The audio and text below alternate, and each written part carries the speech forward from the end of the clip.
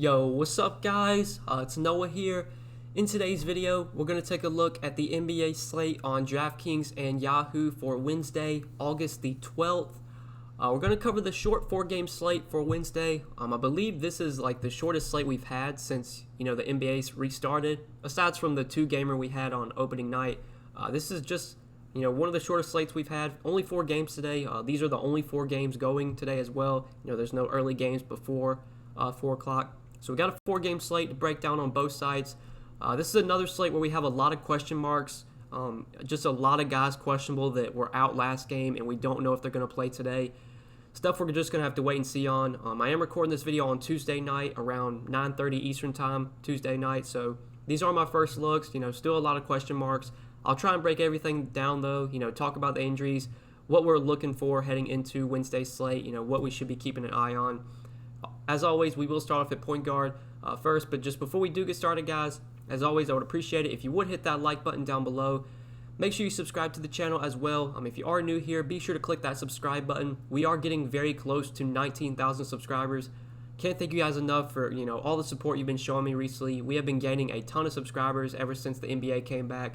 I've seen a lot of new faces under the comment section, a lot of new people coming to the channel. So thank you to everyone who's checked out the channel, checked out the videos. If you are new here, be sure to hit that subscribe button. Click the notification bell as well, so that way you do get notified every time I upload and you'll never miss out on any of my new videos. And if you would like, I do have more content available on Patreon. That is linked down below in the description. If you really enjoy these videos and they really help you out and you want to get more content from me than just the videos I put out on YouTube, I do have articles, updated court plays. I have a Discord chat you can join over on Patreon. A lot of stuff over there. I put these videos up the night before, but then Wednesday morning I'll be working on Patreon content, getting stuff up over there, getting my articles done, getting some updated court plays, because updates are very important with NBA right now. There's just so much news that breaks throughout the day.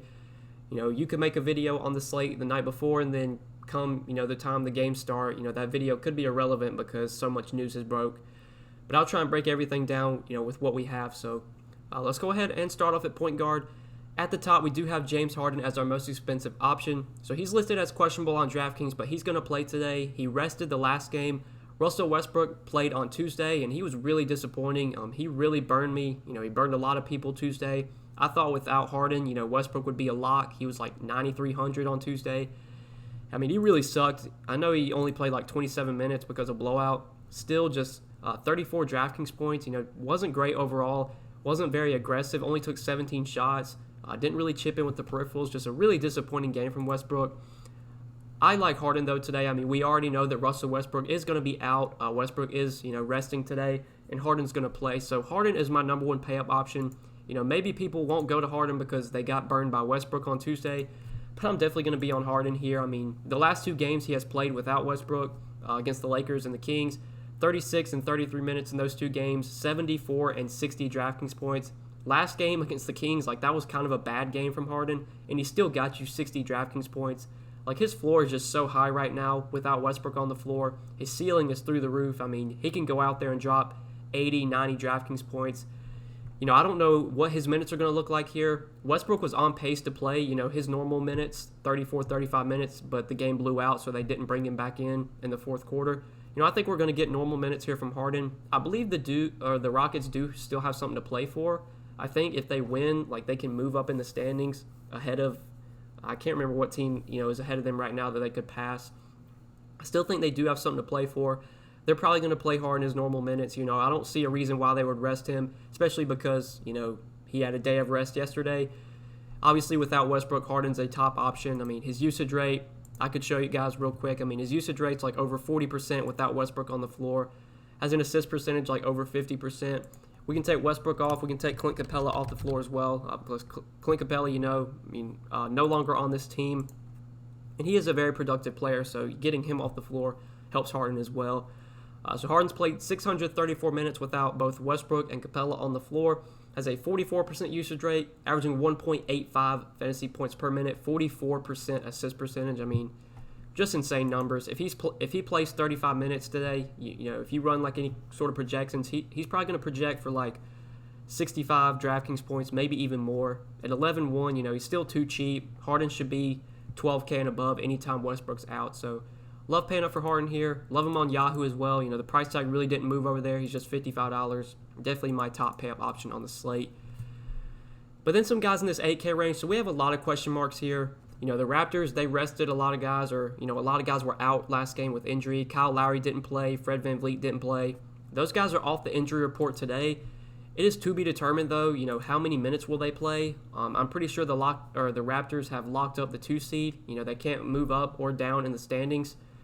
So they really have nothing to play for. Like, do they give Fred VanVleet and Kyle Lowry their normal minutes? I don't think they do. We've seen a lot of teams recently, they're going to play their guys like maybe the first half, and then they'll rest them in the second half. We saw the Jazz do that the other day, rested all their starters in the second half. The Nuggets recently have been resting all their starters in the fourth quarter, not playing their starters in the fourth quarter. I have no idea what the Raptors are going to do here. That's why I think it makes guys like Lowry and VanVleet really risky, just because we don't know what their minutes are going to look like. I think OKC, like another team that really has nothing to play for. We saw a lot of guys out last game, like SGA, Nerlens Noel, Dennis Schroeder's still out, I believe. Or I think he's questionable. He was out against the Suns on Monday. It's to be determined if he's out again. I mean, obviously, if like SGA and Schroeder are out again, then Chris Paul, I'm going to like him a lot. I liked him a lot on the last slate, and he was on pace to absolutely crush. Just didn't play at all in the fourth quarter because of blowout. Still, though, in 24 minutes, he put up 33 Draftkings points. Like Paul, if he would have got his normal 32 minutes, if he would have played in the fourth quarter, he probably would have dropped 45, 50 Draftkings points. Without SGA, without Schroeder, if he plays his normal minutes, he's going to be a really good option. But does he play his normal minutes? I have no idea. I'm pretty sure the Thunder are another team that have nothing to play for. I just think it makes these like mid-range options really risky. Like that, it's just so tough right now because you just don't know what these coaches are going to do. They're not going to say it. They're not going to come out and say, "Oh, we're going to play this guy the first half, and we're not going to play him in the second half." They're just going to do it, and you're just going to see. You're going to check the box score, see this the start of the third quarter, and your guys aren't going to be on the floor, and you're just going to wonder why. I don't really know here. I'm probably going to be off guys like Lowry, CP3, SGA. Unless like SGA and Schroeder both sit again and Chris Paul gets to play with a bunch of scrubs, then maybe I'll go back to Chris Paul. But for now, I think if I'm going to go to the mid-range at point guard, Malcolm Brogdon's probably my favorite option. I do like him quite a bit at 7,200. I think the Pacers are a team that, can still move up in the standings, still has something to play for. Right now, Brogdon's listed as questionable, but I am assuming that, he plays this game. We do already know that TJ Warren is going to be out for the Pacers. I believe Victor Oladipo, Miles Turner, they're also questionable as well. I assume, I assume that, Brogdon, Oladipo, Turner, I assume all those guys play. But still, even with all those guys healthy, I still like Brogdon here at 7,200. He's shown upside recently. He's looked, so much better, getting the minutes as well, 34, 39 minutes. Only played 29 minutes against Miami, but that game was a blowout. If he gets his normal 34, 35 minutes here against a fast-paced Houston team, like there is definitely 40-plus point upside for Brogdon. And without TJ Warren, he does get a little bit of a boost. I do want to pull up the Pacers numbers real quick just so you guys can see. So we know that Jeremy Lamb, he's out for the season, so we can take him off the floor. TJ Warren's going to be out, so we can take him off the floor. We know Domantas Sabonis is out as well. So let's check the numbers with just those 3 guys off the floor, see what kind of sample size we get. So Malcolm Brogdon has played 39 minutes, not much of a sample, but 39 minutes without Sabonis, Warren, and Lamb. Has a 32.9% usage rate, averaging 1.15 fantasy points per minute, 41% assist percentage. Those are very good numbers overall.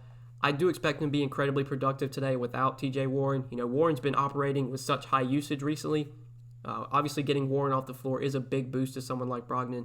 I like him a lot at 7,200 on DraftKings. I do like him over on Yahoo as well, $27 over there. Like I said, I'm assuming he plays today. If he's out, then we could obviously make some changes. Luckily, though, this is the 4 o'clock game, first game on the slate. So we'll have this news before lock. We'll have all these Pacers guys, whether they're in or out, we'll know that before lock. I assume they play, though, because I think they still have something to play for. But then other guys like Jamal Murray, he had a massive game in his first game back from injury against Utah, 39 minutes, 53 DraftKings points. And then last game against the Lakers, it was a close game down to the wire, and none of the starters played in the fourth quarter. It's just so risky to roster Nuggets guys right now, to roster these starters, because we just don't know what Malone's going to do. Is he going to play them in the fourth quarter? We don't really know. They're not going to tell us. I can't go to Jamal Murray today. I think I'd rather go to Brogdon because I feel like Brogdon, if he plays, he's going to get his full minutes. So that's just why I prefer him. Shake Milton, I don't mind him. He kind of burned me on Tuesday. I thought he was going to put up a really big game with all the injuries to Philly. He kind of disappointed. Played 31 minutes, only 21 DraftKings points. If all those guys for Philly are out again, you could definitely go back to Milton. But 5,400, I think there's other guys we could look to. Like Goran Dragic, I like quite a bit. Got 30 minutes last game without Kendrick Nunn. Was very productive. He did start that game and put up 33 DraftKings points. Kendrick Nunn, another guy, we're waiting on his status. We don't know if he's going to play or not. Assuming Nunn sits again and Dragic starts at 5,300, I'm going to like him a lot in that 5K range. So I think he's definitely a guy you could look to. I think Alec Burks is very appealing. If all the Philly guys are out again, he was very productive with those guys out. Did get the start on Tuesday. Played 28 minutes, had 34 DraftKings points, was very productive. He is a little bit cheaper than Milton, so I think if I'm going to go to one of the Sixers guards, I'd probably rather go to Burks, even though, they're both of their price tags are coming up. I think Burks is the guy that I'd probably rather target there. Aaron Holiday, though, this is a guy that I actually like quite a bit today. So without TJ Warren, Sabonis, and Lamb, you can look at the numbers. Aaron Holiday's actually been pretty productive with all those guys off the floor. He has a 25.2% usage rate, averaging just over a fantasy point per minute, 21.9% assist percentage. I think Aaron Holiday is definitely going to benefit with Warren out, and maybe if Oladipo sits or Miles Turner sits, that would be a bump for Aaron Holiday as well. He's already getting pretty big minutes. He's been starting ever since they came into the bubble. He's been in the starting lineup every game, and he's played at least 30 minutes in every single game. Most of the games he's playing like 34 to 36 minutes. The production is definitely inconsistent, but with TJ Warren out, that is a lot more usage to go around. I think Aaron Holiday will benefit there. I like the matchup against Houston, fast-paced Houston team. Definitely have some interest in him at 4,600. For now, I'm going to plug him in as one of my guard values. Depending on what kind of news we get, we can maybe, make some changes. If the Philly guys are out again, we can maybe replace him with like Alec Burks. But for now, I do like Holiday quite a bit as a value at $14 on Yahoo and 4,600 on DraftKings. The minutes are still going to be there, and, without TJ Warren and maybe without Oladipo or Turner, there could be even more usage for Holiday, and then, you never know. Maybe Malcolm Brogdon sits. If Malcolm Brogdon were to sit, then I would definitely like Aaron Holiday. He would probably become like one of my favorite values. But that's probably it for point guard cheap plays, guys that we could go to under 5K. I think I covered everything here, so let's go ahead and move on to shooting guard now. So at this position, we do have Jimmy Butler at the top. I do like Jimmy Butler quite a bit. I was very high on him last slate, and he came out and absolutely crushed. Only played limited minutes because of the blowout, but still put up 50 DraftKings points in only 29 minutes. Had 19 points, 11 rebounds, 5 assists, 1 block, 4 steals. Like, that's just the kind of upside that Jimmy Butler has. He can go out there and get you, 3 blocks, 4 steals. He can get, points and rebounds. So he can just contribute in all categories. The price did come up to $7,800. But I still like Butler here. The Heat, I believe, do still have something to play for, so I think Butler's going to play, his normal 32 to 34 minutes. If I'm going to pay up at shooting guard, I do prefer him over guys like SGA and Van Vliet, just because we don't know what the minutes are going to look like for those two guys. OKC, Toronto, I believe both have nothing to play for, so I'm just going to try and roster guys that I feel confident are going to get the minutes today, and that's Jimmy Butler. Brogdon, I feel confident will play the minutes if he plays. Obviously Harden, I think, is going to play his full minutes. But other shooting guards we could look to, if Oladipo plays today, I do like him quite a bit. He gets a bump without TJ Warren here. Taking a look at his numbers, 33 minutes played without Lamb, Warren, and Sabonis. Not much of a sample, but does have a 30.9% usage rate, the second highest on the team, averaging over a fantasy point per minute. He hasn't been that great so far in the bubble, but there's definitely still upside for Victor Oladipo, especially in a fast-paced game against Houston. At a 6K price tag, I think he's interesting in the that mid-range at shooting guard. Like Norman Powell's coming off a huge game, but a lot of that had to do with Van Vliet and Lowry both being out. Both those guys are expected to play today, so that probably is going to take me off of Powell. If Kendrick Nunn remains out, I think Tyler Hero should benefit. Still got pretty good minutes last game, 25 minutes, had 29 DraftKings points. If Nunn remains out again, I think we probably get like 24 to 26 minutes from Hero. At 5,300, you could do worse. I don't mind him as a value. Talked about Alec Burks. I do like him for cheap. Eric Gordon is going to make his return for the Rockets. We don't know what his minutes are going to look like. I assume he's going to be limited. It was an ankle injury, so I doubt they're just going to run him out there for 35 minutes coming back from injury.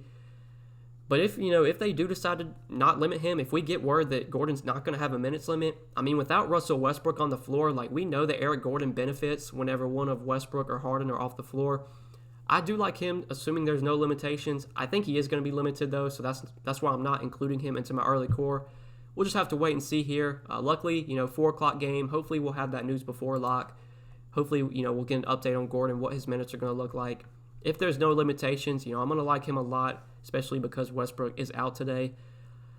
Matisse Thybulle, we saw him start with Tobias Harris and Al Horford both out last game. We don't know what their status is so far for today. We don't know the status of Joellenby either. We do know, though, that Ben Simmons is going to be out.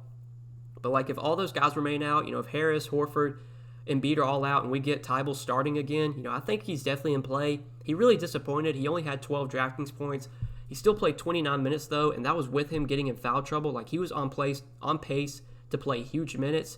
I think if all of, Horford, Harris, all those guys are out again, we probably get 34 to 36 minutes from Thybulle in the starting lineup. 3,600, he could definitely be in play as a value option.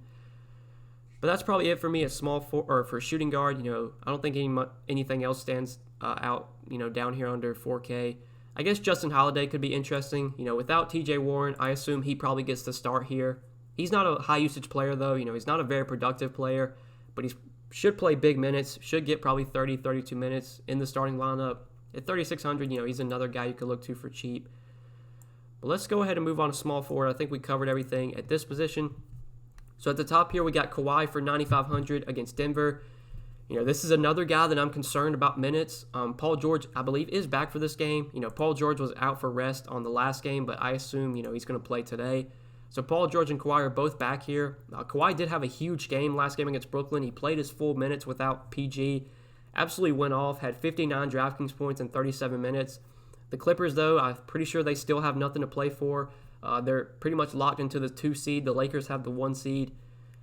At 9,500, I'm just concerned what are his minutes going to look like here, especially, if Denver, if we get to the fourth quarter and Denver has all their bench guys on the floor, are the Clippers going to run out their starters out there against the bench guys? Probably not.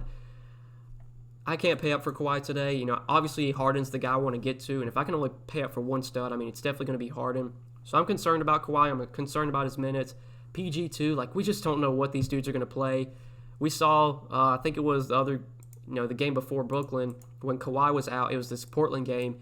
It was close down to the wire, and PG didn't step on the floor in the fourth quarter. Only played 28 minutes. So, it's just so hard to tell what these coaches are going to do. It makes these guys incredibly risky for DFS, especially when they're still so expensive. Like I said, I just want to roster the guys that I think are confident, are going to play their normal minutes. But then we have Tobias Harris, who, depending on what his status is, if he's in, if he plays and Joel Embiid is out, I think Harris is definitely interesting. But if Harris, Horford, Embiid, if all of them play at 8K, I probably won't get to Tobias Harris today. I think I'd rather go to Jimmy Butler. Michael Porter Jr., he was a guy that I was confident was going to get the minutes, even with all the starters getting limited. I thought they would still run Porter out there and let him, just feast with a second unit. But he also saw his minutes limited in that game against the Lakers, only played 24 minutes, got off to a really hot start, and then just kind of cooled down in the second half. He's still 7,600. We just don't know what the minutes are going to look like, man. I know I've said it so much in this video, but what is Malone going to do here? Is he going to play these guys 36 minutes? Is he going to pull them at the end of the third quarter and they not come back into the game? Do they play only the first half? We just have no idea. That makes MPJ risky. I think out of all the Nugget starters, I would think he's the least risky. I thought, even with all the starters getting pulled, I thought they'd still run MPJ out there just because he's a young guy. He usually plays a lot with the second unit anyway, but they left him on the bench too. If I'm going to play someone from the Nuggets in the starting lineup, it's probably going to be MPJ. I don't think I can get to Murray today. I probably won't be going to Jokic, but MPJ, I'm fine with him at 7,600. Let's just hope that Mike Malone doesn't screw us here and he actually gives these guys their normal minutes. But other small forwards like Oladipo we talked about, I do like him if he plays today. Not much in this 5K range that stands out. If we're going under 5K, you do have Eric Gordon at 4,100. If he's not limited, I'm going to like him a lot. If we're talking about punt plays, I think Doug McDermott's viable here against the Rockets. Obviously a pace-up spot here for the Pacers against a Rockets team that I think is like top 5 in pace this season. Yeah, the Rockets are playing at the second fastest pace in the league. That should set up well for a guy like Doug McDermott, who is mainly a scorer. Getting like a score in a fast-paced game is always, good for their fantasy upside, for their fantasy value. And I think with TJ Warren out, we're probably going to see McDermott get, mid-20s in minutes if I had to guess. I wouldn't be surprised to see him move into the starting lineup, but if I had to guess, I think Justin Holiday probably gets the start in place of Warren. But if McDermott does wind up starting, he would definitely become viable at 3,200. This is a guy that mainly is a scorer, can get hot from the field, can put up 20, 25 DK points if he starts making his shots. Not going to really contribute elsewhere. He's not going to really rebound or get assists, but he's a guy that can score, fast-paced game or pace-up spot. 3,200, not the worst value on the slate. I think he's definitely viable under 4K, but let's go ahead and move on to power forward now. So at this position, a lot of injuries here. TJ Warren out. I believe Sabonis, he's listed as questionable on DraftKings, but head coach Nick McMillan said Sabonis is a ways away. Yeah, so I'm assuming Sabonis is still going to be out. So yeah, Sabonis is out, Warren's out. Harris, we don't know if he's going to play. MPJ, we talked about what are his minutes going to look like. Pascal Siakam, kind of another guy that I don't know just what his minutes are going to look like. Last game against Milwaukee, it was kind of close, down to the wire. They only lost by 8 points. And Siakam still only played 28 minutes, didn't get his normal 34 to 36 minutes. I have no idea here, especially if Philly winds up resting all their guys, like if Embiid, Harris, Horford, if none of those guys play again, I think it's a very good shot we see maybe the Raptors rest some guys. We just don't know. I'm sure we'll hear something about that throughout the day, I would hope. Just keep an eye on that. Don't be surprised to see some teams rest guys, to see that news come out on Wednesday. You just don't really know right now when it comes to, what these coaches are going to do. I'm pretty worried about Siakam's minutes too. Even at 7,500, I doubt I really get to him today. Not much in this 5K range. I guess if Al Horford plays and Joel Embiid remains out, then Al Horford's viable at 6,400. Obviously, without Embiid, he really benefits. Should be very productive. Gonna probably play his normal minutes if I had to guess. I feel like there's no reason they would run him out there if they're not going to play him his full minutes, but who the hell really knows? Yeah, I guess if Horford plays and Embiid's out, then he becomes a pretty good option at 6,400. He's someone you could look to in that 6K range.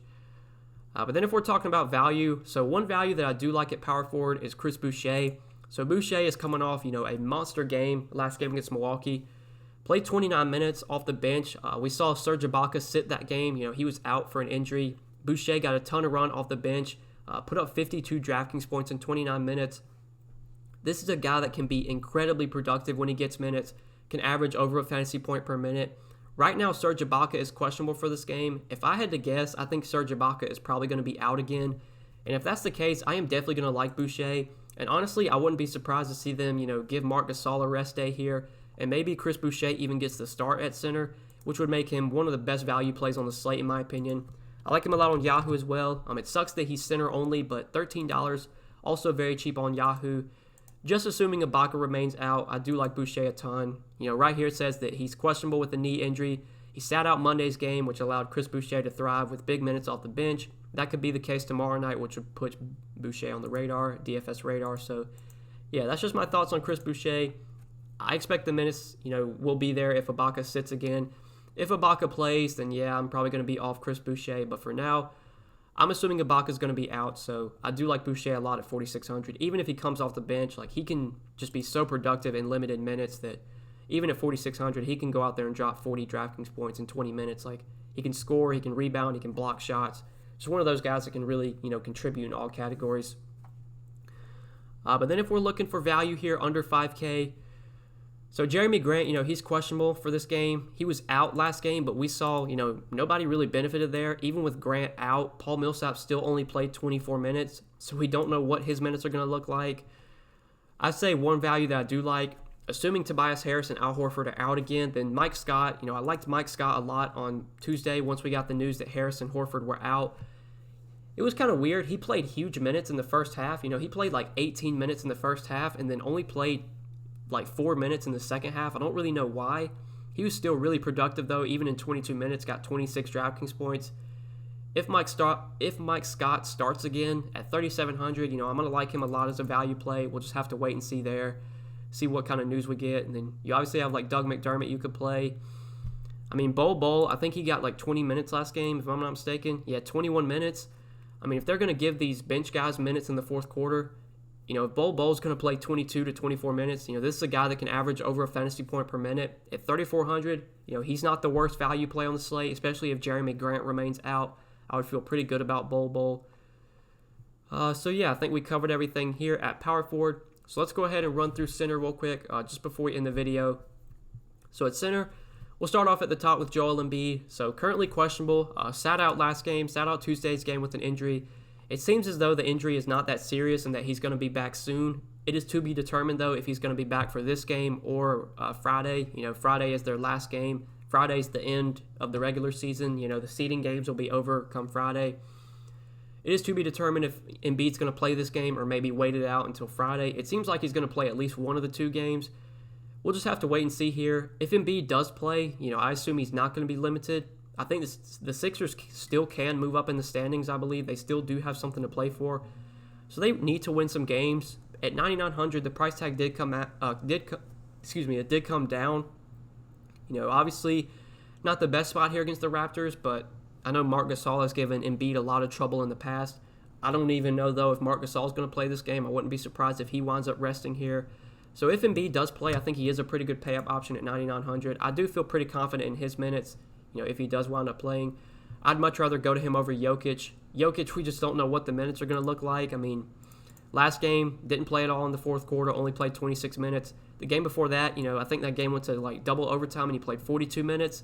But then the game before that, didn't play at all in the fourth quarter, only played 24 minutes. Like, what is Mike Malone going to do today? We don't really know. So, tough to pay $9,200 for Jokic when we have no idea what his minutes are going to look like.